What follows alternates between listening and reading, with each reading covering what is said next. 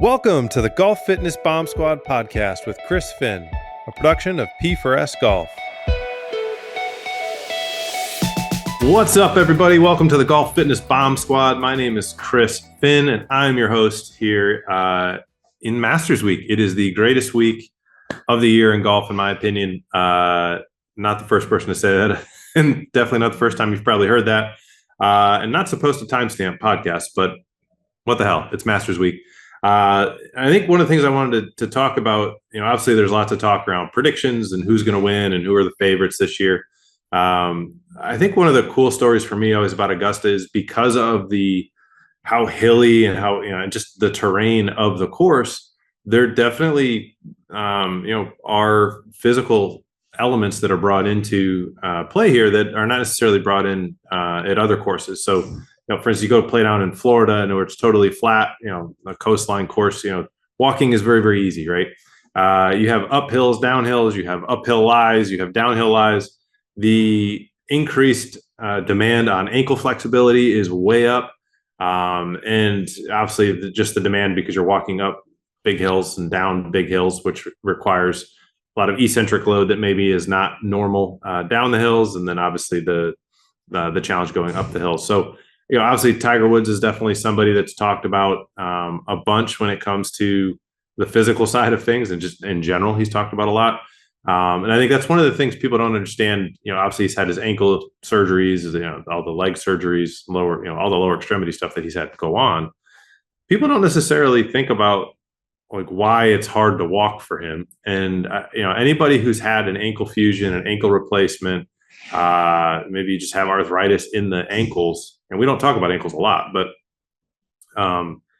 for those of you who do have these issues, maybe you just have tight calves. Like if you've ever tried to hit a shot where the ball is above your feet, right, and particularly severely, it's hard to keep your feet flat on the ground and make it an actual swing, just because it feels like your heel wants to come up off the ground, and that's due to a lack of ankle mobility. So anytime Tiger has a shot where the ball is above his feet, it's going to stress, the end range of that ankle. And so I think that's where there starts to be a lot of challenges for him and for anyone else who has had ankle issues or maybe foot issues. I had a golfer who had one of the bones in her feet replaced, and that she had similar kind of issues around the ankle being tight that we had to work through. And you had to get the mobility and then get the muscles and everything around that joint strong enough to support a lot of walking and load going through the foot and the ankle complex. So it's definitely something to watch. And that, I'm sure Tiger will be on TV, even if he's not competing, just because he's Tiger. But I think one of the fun things is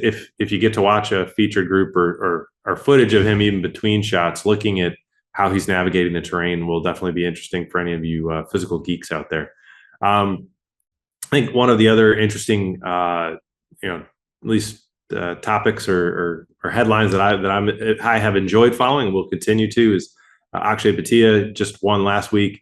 He's actually a Raleigh native, which is where we're located. So known of him and his dad, met them back when he was probably 10, 11, 12, very young.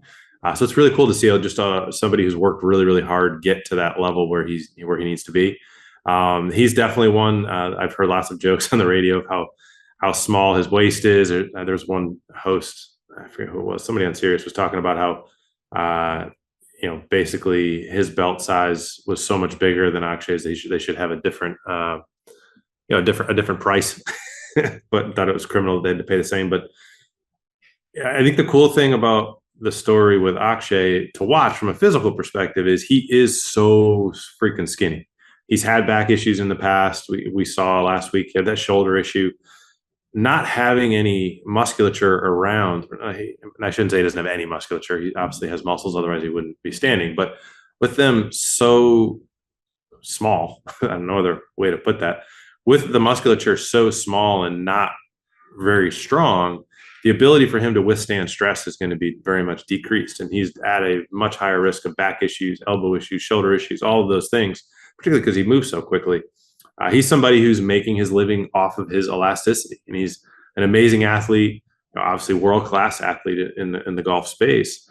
The concern for him definitely, I'll be interested to see how he does longer, over the course of the entire week in the Masters. But I think the more interesting thing for me is to watch his career and as we go, and are we going to run into, like we saw with Will Zalatoris, you get to the mid-20s, and that elasticity strategy starts to not become very viable for longevity in the game. So great guy, super happy for him winning last week, and just really excited to see. Hopefully he plays really well here at Augusta. And obviously I think a good note to take, he's definitely an extreme on the skinny side, but as you're watching all the players this week, think about, those little guys. Justin Thomas is another one.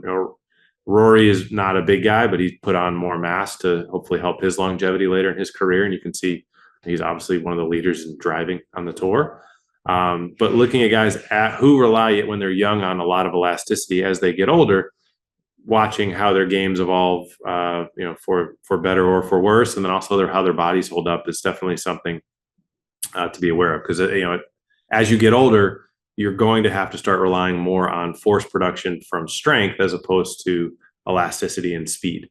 And so as your speed naturally is going to decrease a little bit in the equation, basically how fast you produce, the amount of force you produce and how fast you produce it, as the speed at which you're able to produce that force generally gets a little slower as you get older, you have to make up for it as you get, with strength.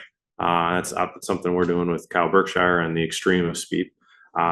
Just prepping him for a long career and winning lots of world championships. And so definitely a cool topic, and just to think about as you're watching the Masters this week, and hopefully you guys enjoy as much as I will. So I'm going to keep this one short because I know you probably want to get to watching the practice rounds here today. But appreciate you as always hanging out with us on the Golf Fitness Bomb Squad, and hopefully kind of little insight into the demands that hills and unstable or unsteady lies, or not unsteady, uneven lies can cause, troublesome for people with bad ankle mobility. So definitely a good thing to be looking at. If you are someone who struggles with ankle mobility issues, definitely go check out our webpage, P4S Golf, Par for Success, go check us out on YouTube. Tons of videos there for free to work on your ankle mobility. And then obviously, the discussion around Akshay and the being really skinny and elasticy. For those of you looking to extend the longevity, maybe you were that guy and maybe you've lost some of that and you want to gain some speed and some distance back, or maybe you've had injuries like he's had, or like Zalatoris had, and you want to avoid surgery like Zalatoris had. Definitely check out the YouTube page there. It's some great resources for you. Just head over to Par for Success or P4S Golf, all there for you. So thanks as always for hanging out, and we'll catch you on the next episode.